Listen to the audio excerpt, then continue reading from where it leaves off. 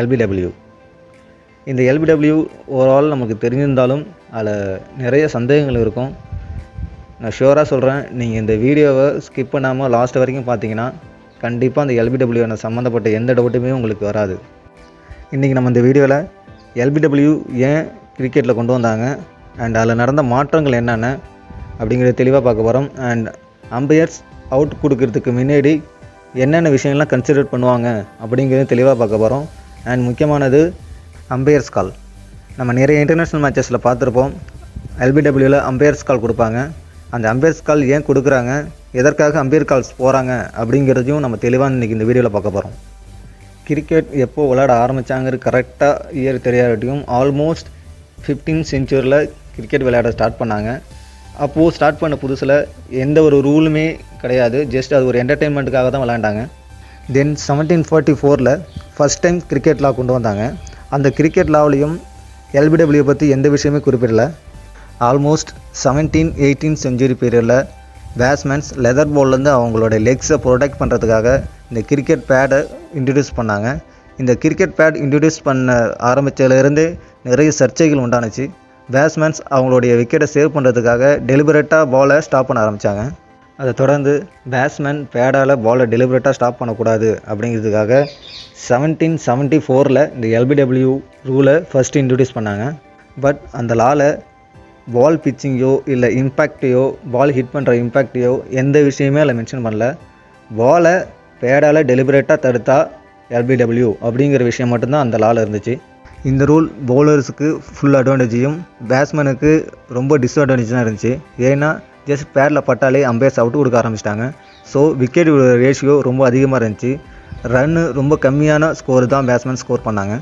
MCC Melbourne cricket club 1788 cricket லாவோட full ரெஸ்பான்சிபிலிட்டியும் எடுத்துக்கிட்டாங்க. பட் எல்பிடபிள்யூ பற்றி அதில் எந்த ஒரு திருத்தமும் கொண்டு வரல. அதை தொடர்ந்து 1839 எல்பிடபிள்யூ பற்றி சில மாடிஃபிகேஷன், சில கரெக்ஷன் பண்ணாங்க. பிச்சிங் இன் லைன்லையும் இம்பேக்ட் ஸ்டம்புக்கு நேராக இருக்கணும் அப்படின்னு கொண்டு வந்தாங்க. இந்த ரூல் வந்ததுலேருந்து விக்கெட் ரேஷியோவும் ஸ்கோரிங் பண்ணுற ரேஷியோவும் ஆல்மோஸ்ட் ஆவரேஜாக இருந்தது. இந்த ரூல் பேட்ஸ்மேனுக்கு அட்வான்டேஜாக இருந்தாலும் பவுலர்ஸுக்கு டிஸ்அட்வான்டேஜாக சொல்லணும்.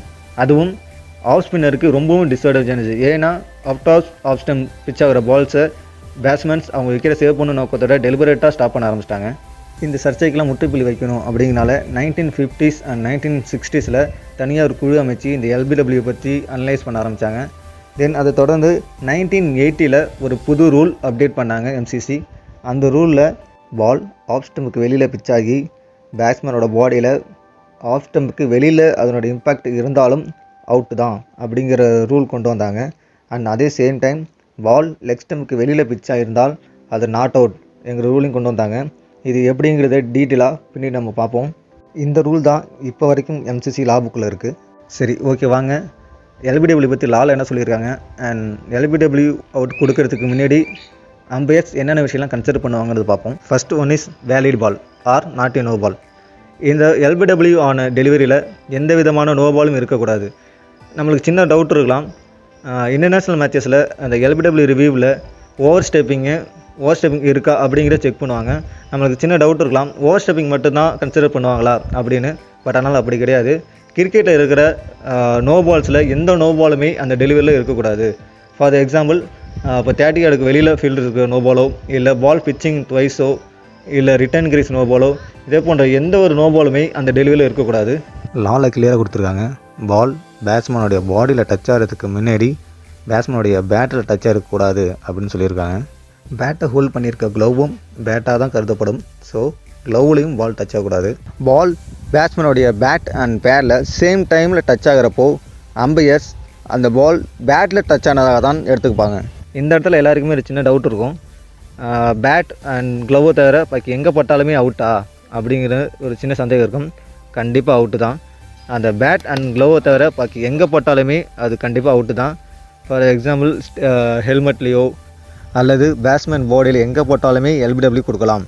ஃபார் எக்ஸாம்பிள், 1999 சச்சினுக்கு கொடுத்த எல்பிடபிள்யூ பெரும் சர்ச்சையை கலப்பணுன்னே சொல்லலாம். மெக்ராத் போட்ட பாலில் சச்சினோட ஷோல்டரில் பால் அடிக்கும். பட் இருந்தாலும் அம்பையர் அதுக்கு அவுட் கொடுப்பாங்க. அப்போது இருந்த கிரிக்கெட் ரசிகர்கள் இது எல்பிடபிள்யூ கிடையாது, எல்பிடபிள்யூனா லெக் பிஃபோர் விக்கெட் தானே, இது வந்து ஷோல்டர் தானே படுது, ஸோ இதை வந்து ஷோல்டர் பிஃபோர் விக்கெட்னு சொல்லுவீங்களா அப்படின்னு சொல்லிட்டு நிறைய கொஷின்ஸ் எழுப்புனாங்க. பட் ஆனால் லாவில் கிளியராக பார்த்தீங்கன்னா அதில் பேட்ஸ்மேன் பேட் ஆர் க்ளவ் இதில் பட்டிருந்தால் மட்டும்தான் நாட் அவுட்னு சொல்லியிருக்காங்க. ஸோ என்ன கேட்டால் இப்படி ஒரு சர்ச்சையை ஏற்படுத்திருக்க வேணாம் தான் நான் சொல்லுவேன்.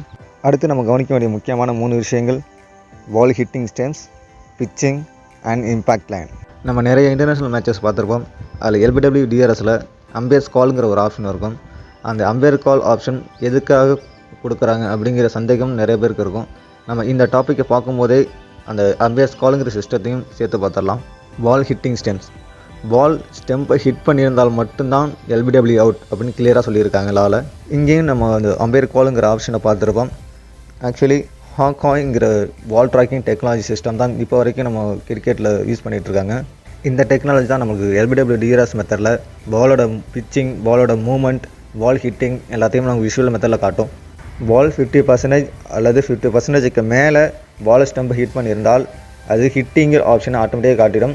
அப்படி லெஸ் தென் 50% பால் ஸ்டம்பை ஹிட் பண்ணியிருந்தால் அது அம்பையர்ஸ் கால் ஆப்ஷனுக்குள்ளே வந்துடும்.